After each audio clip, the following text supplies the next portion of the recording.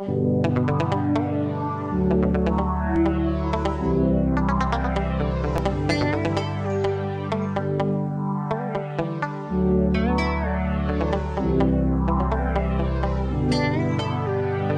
te dire ce que je ressens? Tes bienfaits sont trop grands. Du fond de mon âme coule de larmes qui traduisent mes silences. Comment te dire ce que je ressens? Tes bienfaits sont trop grands. Du fond de mon âme coule de larmes qui traduisent mes silences. Que ma vie soit une fleur, un parfum pour toi, Seigneur. Que ma vie soit une fleur, un parfum de bonne odeur. Devant toi je me repens, fais de moi ce que tu voudras. Devant toi je me repens, fais de moi ce que tu voudras.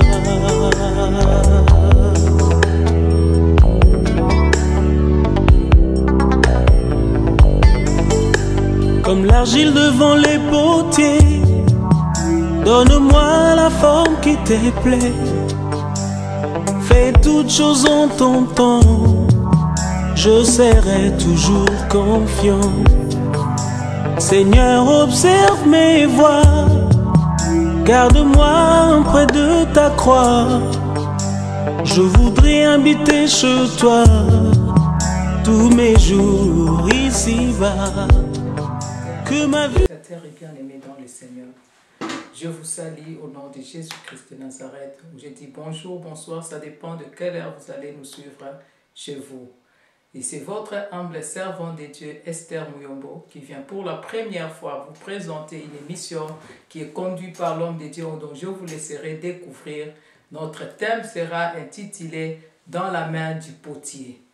Et nous sommes suivis par la chaîne Maison Cité de Dieu et la chaîne Jesus TV and Radio.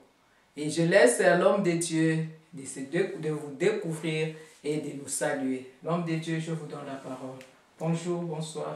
Bonjour, bonsoir, bien-aimés dans le Seigneur, chers téléspectateurs, chers auditeurs, bien-aimés, vous qui nous suivez partout au travers les nations, au travers le monde.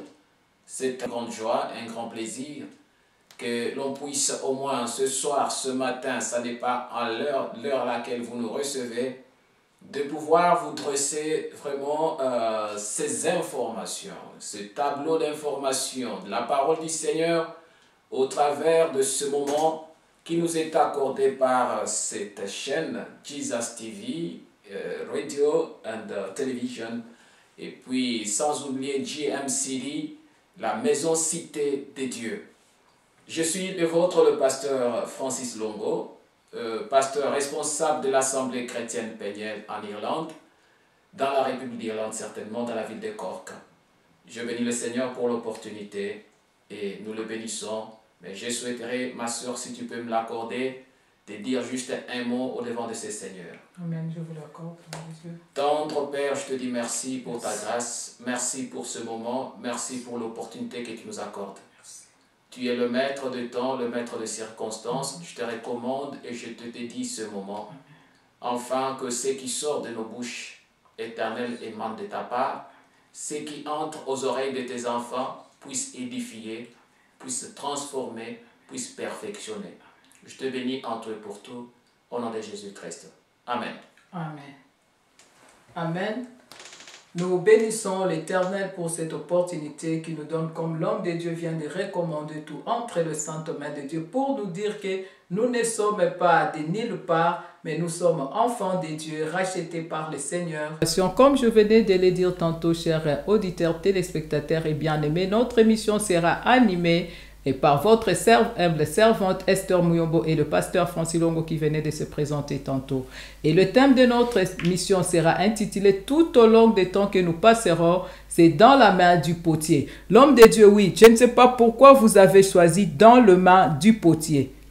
Oui, l'émission est intitulée dans le main du potier parce que nous savons que nous ne sommes que de l'argile dans le main du Seigneur. Il n'y a que Dieu qui peut nous donner la forme qu'il veut. Il n'y a que Dieu qui peut faire de nous ce qu'il entend. Et nous trouvons que l'homme, pour être ce qu'il est, il a fallu qu'il puisse passer par le laboratoire de Dieu. Et le laboratoire de Dieu, c'est ça, l'atelier de Dieu qu'on appelle l'Église. Ainsi, nous parlons que dans les mains du potier, c'est parce que nous sommes l'argile dans les mains de Dieu qui doit nous donner la forme qu'il veut et comme il l'entend. Merci bien l'homme de Dieu. Mais vous venez de nous parler que les potiers, l'argile et l'atelier. Et si je suis votre enchaînement, vous avez parlé du potier qui est Dieu, l'argile que l'homme Dieu a créé et l'atelier qui est l'Église. Mais maintenant, quand je remonte dans la parole de Dieu, dans le livre de Genèse, alors qu'il n'y avait pas l'Église, il n'y avait pas Christ, la Bible nous dit que Dieu a dit, allons, créons l'homme à notre image, à notre ressemblance. Et nous voyons que Dieu a créé Adam et Ève, qui étaient dans le jardin d'Éden. Maintenant, je vais comprendre dans ces temps-là où était l'Église et où était l'homme que tu as dit par les chrétiens qui viennent dans l'Église. L'image de l'Église n'a pas commencé seulement après la résurrection de notre Seigneur. Je sais, cette image de l'Église est considérée même avant. Dans le jardin d'Éden dont vous parlez, le jardin d'Éden est déjà l'image de l'Église. Le jardin d'Éden, c'est le laboratoire de Dieu.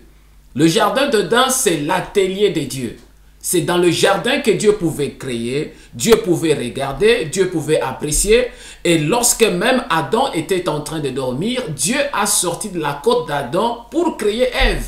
Il a fait Ève. Nous trouvons qu'on ne peut travailler que dans un laboratoire, dans un atelier. Ainsi, Dieu ne pouvant pas travailler dans le vide, il a fallu que Dieu trouve un lieu approprié. Et c'est lieu-là qu'on appelle Église. Certainement, l'Église, le mot Église, a commencé après la résurrection de notre Seigneur. Lorsque les disciples se sont rassemblés, ainsi, ils se sont retrouvés dans des groupes de ceux qui étaient appelés hors de la vie du péché, hors de tout ce que les gens pouvaient voir. Et Dieu les a appelés et les a mis à part. C'est ainsi que le terme Église a commencé. Et revenant au jardin d'Éden, je dirais, le jardin d'Éden est déjà l'image de l'Église. Parce que là, nous avons retrouvé Adam et Ève, nous avons retrouvé toutes les créatures de Dieu et cela a donné la joie au Seigneur. C'est pourquoi nous regardons après chaque mention, après chaque création, Dieu ne pouvait mettre que son sceau et sa signature. La Bible nous dit, il a créé et il a vu que cela était beau et il a apprécié. C'est ça la marque du Seigneur. Et ainsi dans l'Église, quand nous venons dans l'Église, nous devons aussi avoir le temps de l'appréciation de Dieu. Tout ce que nous faisons, il est préférable qu'on arrive à un certain moment que Dieu trouve que ce qu'il a créé est beau. De dire que ce qu'il a fait, ce qu'il a transformé a été apprécié. La Bible nous demande de produire le fruit.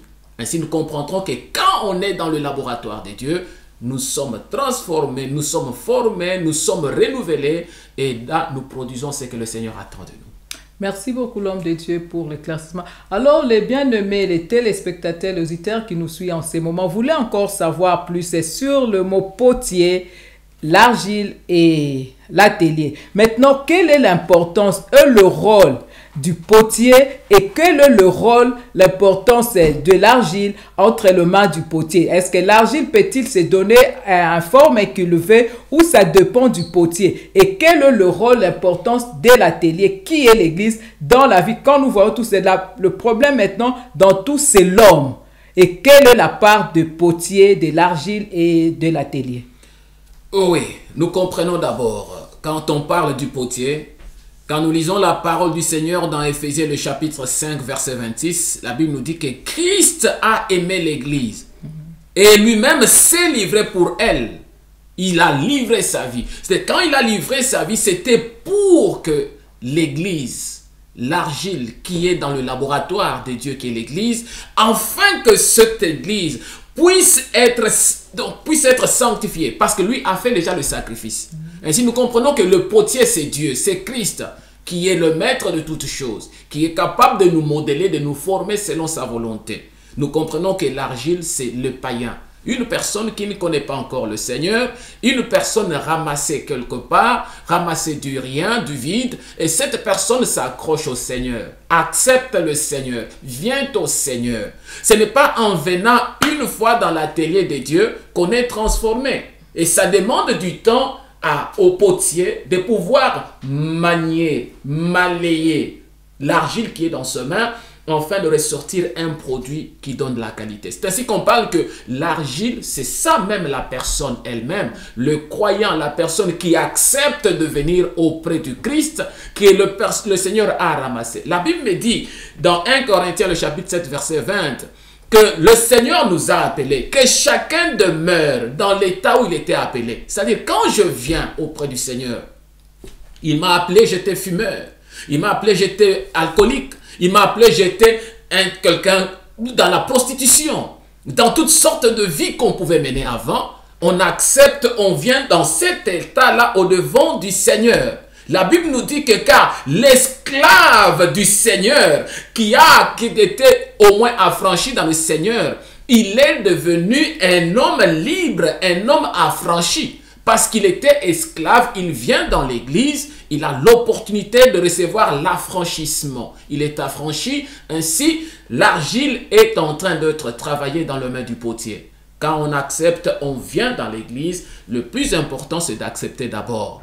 D'accepter parce que l'argile ne peut pas dire au potier de lui faire le vase qu'il veut. Mais par contre, quand l'argile se laisse malléable dans les mains du potier, c'est au potier de trouver la formule, le rêve, le songe et l'accomplissement de son désir de ce qu'il voulait. Merci l'homme de Dieu. Vous m'avez un peu précédé à des questions que l'auditoire ou les téléspectateurs, les auditeurs, les bien-aimés qui nous suivent. Bon, la préoccupation maintenant, ils veulent savoir quand vous parlez du potier, je reviens toujours sur, parce que notre thème est basé sur le potier, je reviens sur le potier, sur l'argile et sur l'atelier. Mais maintenant, quand vous parlez, le potier, c'est Dieu. Et vous nous avez donné l'exemple quand j'ai remonté sur Adam et Ève. Là, nous voyons, c'était Dieu lui-même qui a créé, qui venait, qui parlait avec Adam et Ève. Mais de nos jours, nous ne voyons pas Dieu. Maintenant, qui représente Dieu dans l'église? Parce que quand on parle de l'église, on voit certaines personnes à qui Dieu a donné la mission pour conduire l'église. Mais maintenant, vous nous dites que Dieu, alors que nous ne voyons plus Dieu comme au temps d'Adam et Ève. Qui représente maintenant le potier de nos jours? Dieu a mandaté. Dieu a envoyé les ambassadeurs. Les ambassadeurs qui sont là pour accomplir son œuvre. Quand nous allons dans Éphésiens le chapitre 4, à partir du verset 11, nous comprenons comment Dieu a appelé. Les uns, il a donné comme, les autres comme. C'est-à-dire, il a appelé dans ces 5 ministères. Les 5 ministres dans l'assemblée, au devant de ce que Dieu a appelé, ce sont les hommes mandatés d'accomplir l'œuvre de Dieu au sein de l'atelier qui est l'église. Et que la mission que Dieu a accordée à ces hommes, parce que ces hommes ont un rôle. Il y a la fonction, il y a le rôle. Nous ne pouvons pas confondre le tout. Parce que dans le rôle que Dieu a accepté d'établir ces hommes qu'on appelle les leaders de l'église. Les gens qui peuvent conduire. Quand on dit que leader, c'est-à-dire quelqu'un qui conduit, qui peut amener des troupes au devant des guerres, au devant des situations.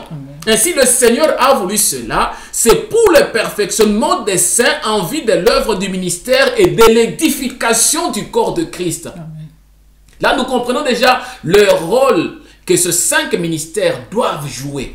C'est juste rendre parfait le perfectionnement de ça, et non seulement ça, pour édifier aussi le corps du Christ. C'est ça la mission ou le rôle qui est conféré auprès de ces hommes-là mandatés par Dieu pour faire au devant de l'argile.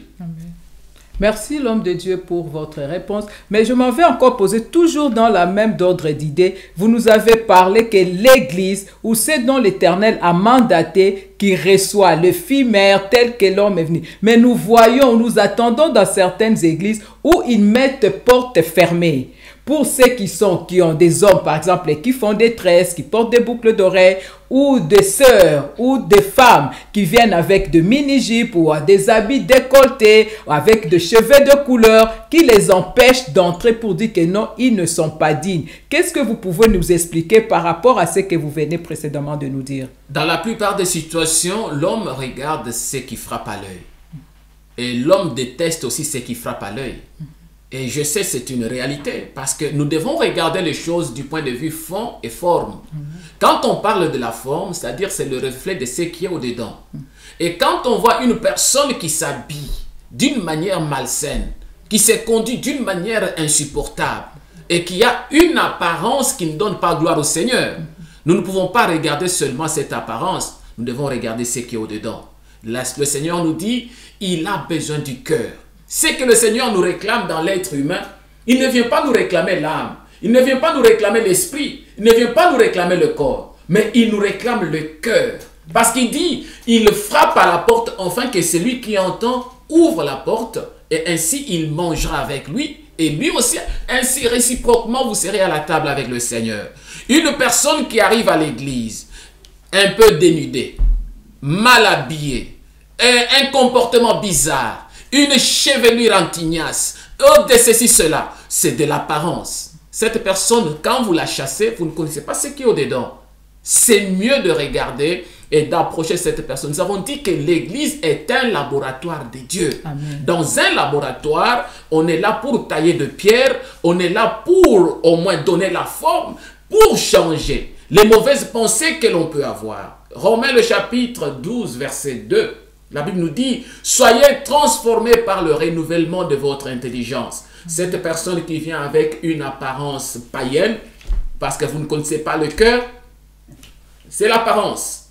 Mais quand elle arrive, cette personne, la parole de Dieu va commencer à transformer. Et quand la personne est transformée par le renouvellement de l'intelligence, son intelligence était l'intelligence païenne. Une personne qui pensait que avoir des tatouages, ce n'est pas un problème. Une personne qui... Non. Maintenant, quand elle arrive à la lumière de la parole, voilà que la parole va tailler, va former, va rendre cette personne productive au devant du Seigneur. Et qui sera un vase qu'on appelle le vase d'honneur. Merci beaucoup, l'homme de Dieu. La question retourne encore maintenant. Ça, c'est les hommes de Dieu qui nous suivent, qui posent encore la question pour dire, mais quand vous dites que nous chassons les gens, nous refusons qu'ils entrent, mais ce ne sont pas de personnes qui sont de nouveau-nés, qui viennent au Seigneur, mais c'est une personne qui a été déjà à l'église, mais qu'on lui a prêché, qu'il a reçu Christ dans sa vie, Seigneur et Sauveur. Mais la personne là, quand vous lui parlez de l'habillement, il dit que Dieu ne regarde pas l'apparence, Dieu regarde le cœur. C'est mon cœur qui connaît le Seigneur, c'est mon cœur qui aime le Seigneur, donc ce n'est pas mon habillement. Et alors maintenant, les hommes de Dieu avancent, c'est ce verset qui dit aussi dans la parole de Dieu que ne soit pas une occasion de chute ou une pierre d'achoppement pour les autres. Parce que nous voyons aussi des sœurs ou qui s'habillent, les regards des frères ou des hommes de Dieu qui tournent, ou l'habillement ou la façon d'être du frère, dont les sœurs aussi tournent les regards. Mais devant ces personnes-là qui répondent aux hommes de Dieu que Dieu regarde le cœur, il ne regarde pas l'apparence. Qu'est-ce que vous pouvez dire à nos bien-aimés, aux auditeurs et téléspectateurs qui nous suivent en ces moments? Dire que Dieu ne regarde pas l'apparence, il regarde seulement le cœur, c'est aussi un élément, un échappatoire pour la plupart. Il y a aussi les gens qui se cantonnent dans le mal pour dire Dieu ne regarde pas l'apparence, il regarde le cœur. Mais je venais de dire ici que le fond reflète la forme. Si vous avez Dieu, vous avez reçu le Seigneur dans votre cœur, vous n'allez pas avoir un habillement ou un accoutrement bigarré.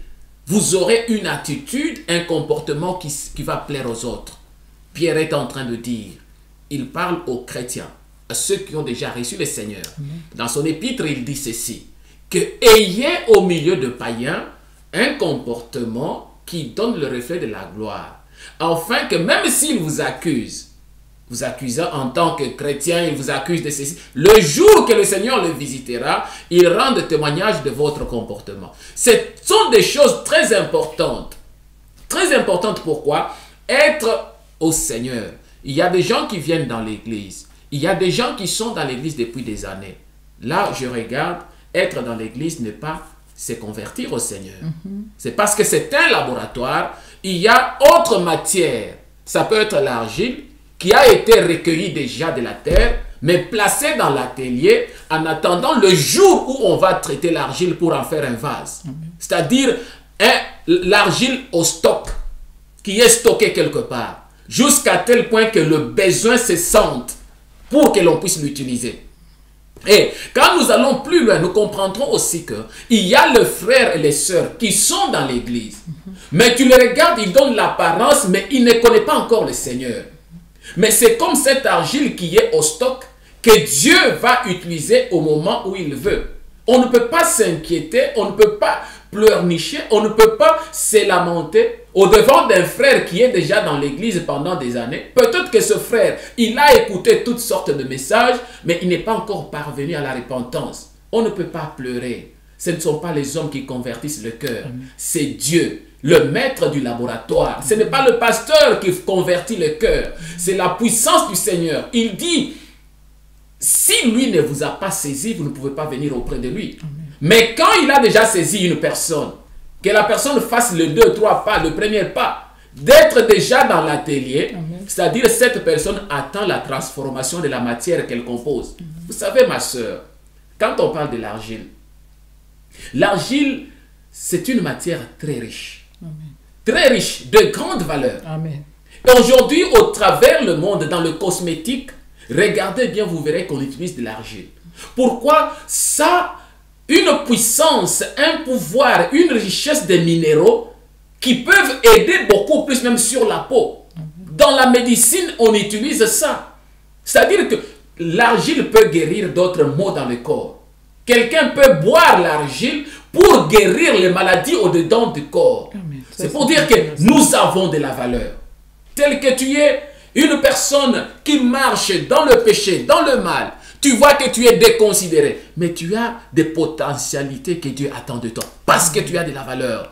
La Bible nous dit, nous avons de la valeur au-devant de Dieu. Dieu nous aime tel que nous sommes. Même toi qui es encore païen, tu n'as pas encore connu le Seigneur. Tu te regardes, tu te déconsidères, tu vois que tu n'as pas de la valeur dans la société, mais Dieu t'aime tel que tu es. Amen. La Bible nous a dit dans 1 Corinthiens 7, 20 que nous avons lu, il a dit que chacun demeure dans l'état où il était appelé, lorsqu'il a été appelé.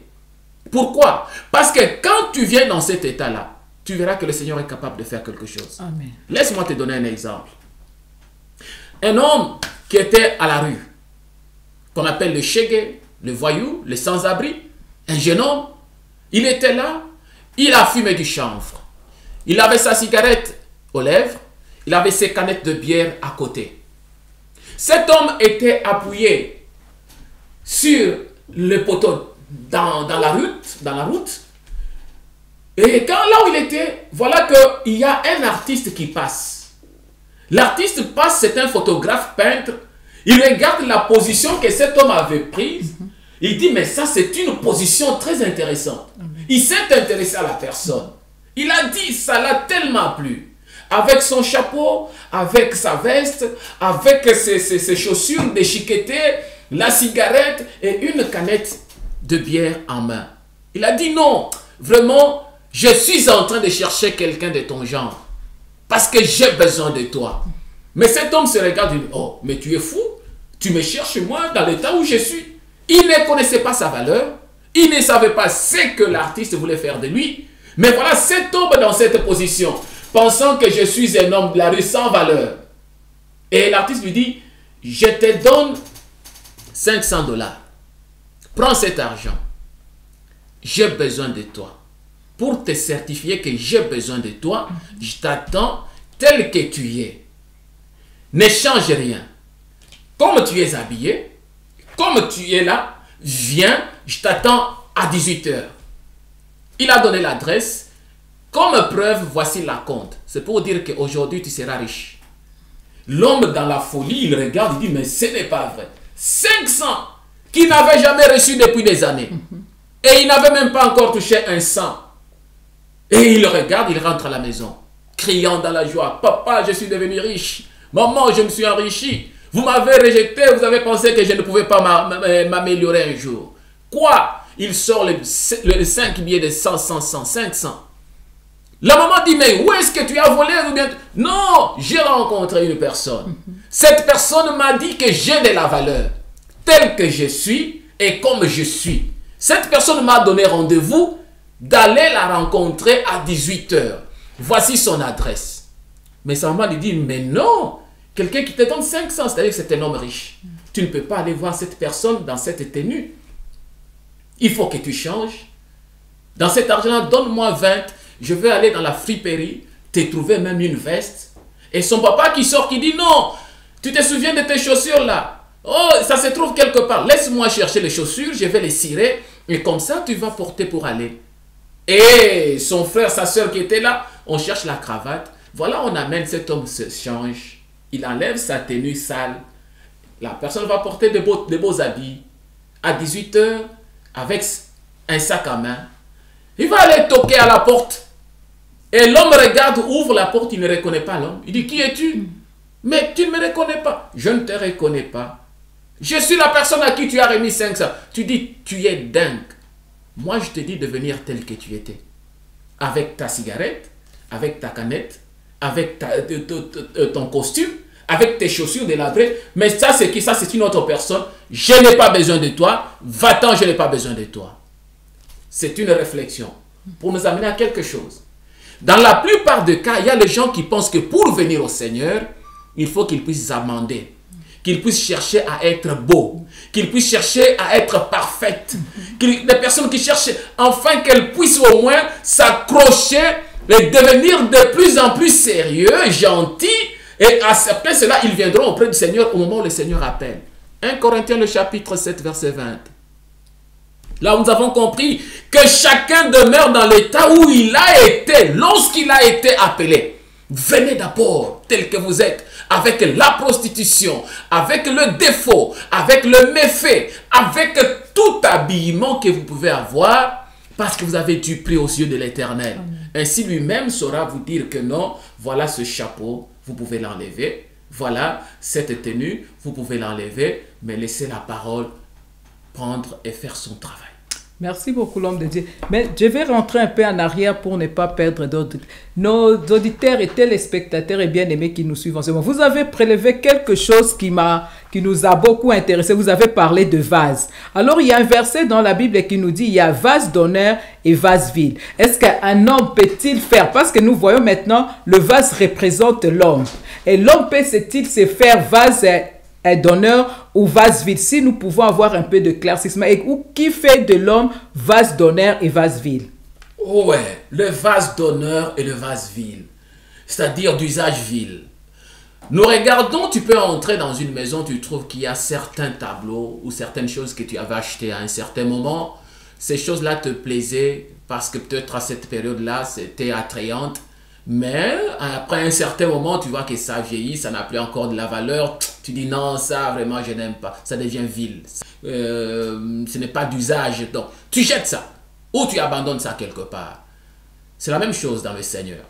Dans le Seigneur, nous avons un problème. Quand nous venons au devant du Seigneur, j'aimerais revenir par encore une pensée qui peut nous aider à aller plus loin. Amen. Dans la pratique du potier, nous avons parlé du potier, parce que celui qui traite de vase, qui fait de vase, c'est le potier. Et dans cette pratique, nous trouvons qu'il y a un problème. Il y a deux types de pratiques qu'il utilise. Il peut soit, quand il est en train de faire son travail, il peut prendre l'argile, le mettre dans un moule. Le moule, c'est quelque chose qui a déjà une forme.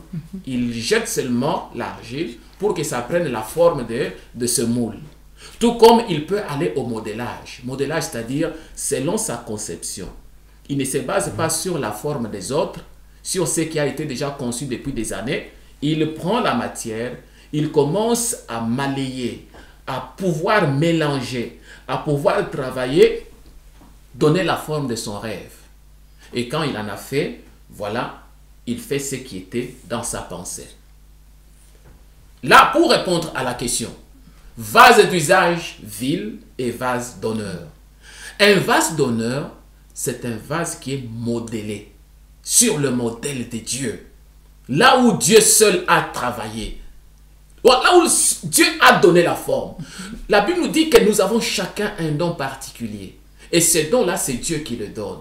Et lorsque Dieu donne, il nous donne non pas pour en abuser, mais pour s'en servir. Amen. Mais il y a des gens qui sont venus dans l'église, non pas pour être modélés par Dieu, mais ils sont venus pour être jetés dans un moule. Dans un moule dans quel sens? Tu vois quelqu'un qui vient dans l'église, il ne veut pas être le modèle de Christ, mais veut être le modèle d'une sœur, le modèle d'un frère dans l'église. Il va copier ce qui est négatif, il va copier ce qui donne l'échec, il va copier comment les autres ont divorcé, comment les autres ont fait cela, mais il se dit sœur ou frère dans le Seigneur. Il s'est lancé dans un moule pour prendre la forme qui existait déjà. Mais nous sommes des modèles uniques parce que Dieu nous crée d'une manière unique. Amen. Parce que le même moule peut avoir créé 5, 6, 10, 100 vases. Tandis que le vase qui est modélé, créé par l'imagination du potier, c'est un vase qui est unique. Amen. Quand il le fait, après avoir fait, il va poser sa signature. Et nous regardons, je le disais au début, dans le jardin d'Éden, tout ce que Dieu a créé portait sa marque. Amen. Parce que c'était sur le modèle de sa conception. Amen. Et après avoir fait, il pouvait mettre la signature. Aujourd'hui, nous regardons des tableaux qui coûtent beaucoup d'argent. Tableau de Picasso, ça coûte de l'argent. Pourquoi ça coûte? C'est parce qu'il y a la signature de Picasso. Les gens regardent, ils disent copie conforme. Ça, c'est la pensée de l'artiste qui a transmis son rêve. Il a transmis son rêve. Et nous comprenons à cela. C'est comme ça que Dieu veut aussi dans l'église. Dieu veut que nous ne puissions pas être des copies. Que nous ne puissions pas être des choses qui viennent de moules. Mais que nous puissions être des choses modélées. Sur le modèle de Christ, il nous a formés, il nous a taillés et il nous a sortis comme un produit fini. C'est ce qui est très important quand on sert le Seigneur. Merci beaucoup, l'homme de Dieu. Je tourne encore le regard vers les auditeurs, les téléspectateurs, les bien-aimés qui nous suivent. Nous sommes en train d'aller petit à petit, entrer dans la profondeur de notre thème. Nous bénissons l'Éternel pour cela. Et j'aimerais m'adresser à tous ceux qui nous suivent en ce moment. Ne sois pas une copie de quelqu'un. Mais la Bible nous parle, nous avons pour imitateur Christ et que l'homme de Dieu vient nous énumérer. Donc nous devons nous conformer, nous devons être à ce que Christ pour être ces vases d'honneur. Parce que le vase vil ne sert à rien, n'a pas de la valeur, n'a pas de considération. Quand Dieu t'a créé, étant argile entre ses saintes mains, il veut que tu sois l'homme, la femme qui a de la valeur à l'image de Christ. Et nous bénissons l'Éternel pour cela. Je tourne encore le regard vers l'homme de Dieu pour encore continuer dans sa pensée qui nous a donné l'exemple de cet homme, la façon dont il était, alors que l'artiste voulait tel qu'il était. Mais l'homme là est allé se confier où il a parlé à sa famille, c'est que l'artiste, qui lui avait dit ce qu'il devait être, mais il ne lui a pas dit ce que l'artiste lui a présenté seulement l'argent. Je tourne les regards vers l'homme de Dieu pour lui poser encore. L'homme de Dieu, qu'est-ce que vous nous direz maintenant avec des sœurs, des frères qui vivent sans discrétion ou qui suivent le mouvement des autres par rapport à la lumière de la parole de Dieu qui nous dit la mauvaise compagnie corrompt les bonnes mœurs. Qu'est-ce que vous pouvez dire à ces frères, à ces sœurs qui ont reçu un appel et qui vont aller sans qu'ils entrent encore dans les champs du Seigneur? C'est ça la grande maladie au sein de la communauté, la grande maladie au sein des enfants de Dieu. Et c'est ça qui fait que par moments, on ne comprend pas ce que Dieu attend de nous. Pourquoi? Parce que nous sommes mal orientés. Nous marchons avec des émotions. Être émotif, c'est-à-dire tout ce qui passe, tu es curieux, tu es attiré, ça te fait de pression interne. Revenons dans un verset que je veux lire.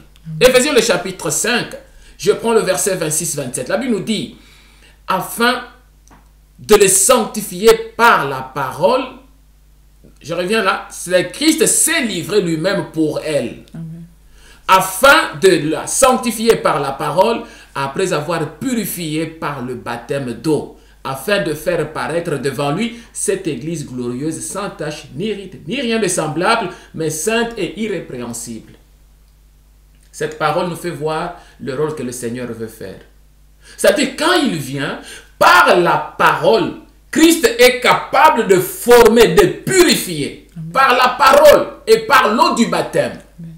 C'est quand tu viens, ne te laisse pas emporter par les sentiments, les émotions des autres. Amen. Mais laisse-toi modeler par la parole. Parce que Christ a besoin que tu sois cette église qui est sans ride, ni tache, ni rien de semblable. Que tu puisses être irrépréhensible. Voilà ce qui est très important. Les gens qui se perdent lorsqu'elles viennent dans l'église pour apprécier, pour copier, non, c'est une erreur grave. Laisse la parole de Dieu t'orienter et tu verras la richesse. Dieu ne manque pas la richesse. Amen. Dieu ne manque pas la matière. Dieu ne manque pas la connaissance. Dieu ne manque pas les dons à transmettre à quelqu'un pour que cette personne puisse refléter sa gloire.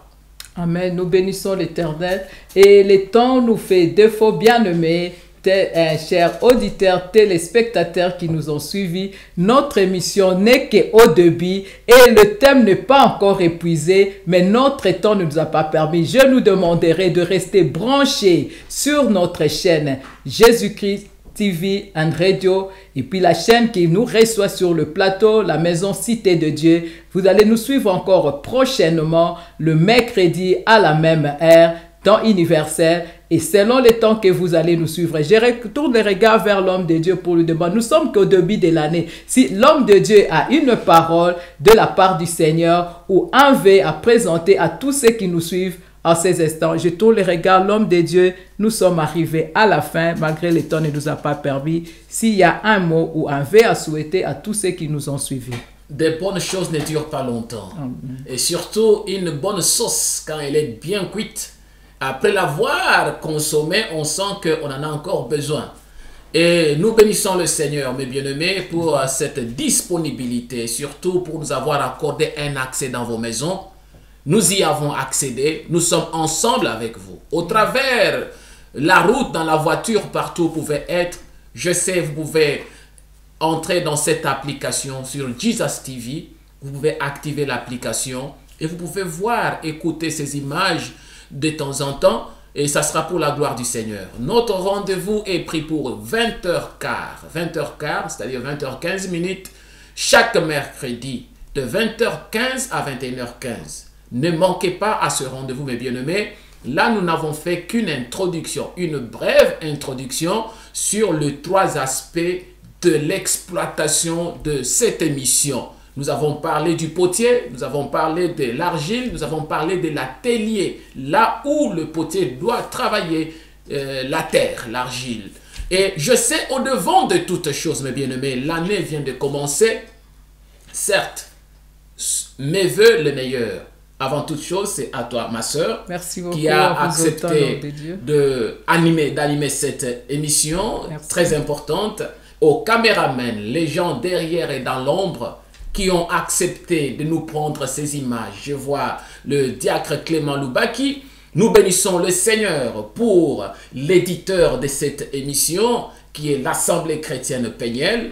Et nous bénissons aussi le Dieu très haut qui permet qu'au travers ces images, GMCD-BE, oh mes bien-aimés, Maison Cité des Dieux, le responsable, le patron de cette maison, que le Seigneur vous accorde plus. Et le regard se tourne à Jesus TV, Jésus TV, à la radio et à toutes les possibilités que le Seigneur nous offre de pouvoir l'écouter et transmettre ce message. Que le Seigneur vous apporte plus durant cette année qui commence. Mes vœux les plus sincères à toute la communauté chrétienne. Mes vœux les plus sincères et plus particuliers à toi, mon frère, à toi, ma soeur, qui est de l'argile. Tu es de l'argile. Tu n'as pas encore connu le Seigneur. Tu fréquentes l'église, mais tu n'es pas encore transformé. Tu n'as pas encore sorti la potentialité et les qualités que le Seigneur attend de toi. Mais je te demanderai une chose. Écoute toujours cette émission. Je sais que le Seigneur fera de toi un outil très utile dans sa maison. Amen. Dieu a besoin de toi. Nous bénissons le Seigneur pour toutes choses. Nous rendons gloire à notre Seigneur parce qu'il nous a permis d'être au-devant de vous. En tout et pour tout, mes meilleurs vœux les plus sincères, mes meilleurs vœux les plus sympathiques. Comme l'argile devant les potiers, au nom de notre Seigneur Jésus-Christ. Donne-moi la forme qui te plaît. Amen. Bien-aimé, merci. Fais toutes choses en ton temps. Merci de passer votre Je temps. serai toujours confiant. Nous avons été tous bénis. Seigneur, observe mes voies. Garde-moi près de ta croix. Je voudrais habiter chez toi tous les jours ici-bas. Que ma vie soit une fleur, un parfum pour toi, Seigneur.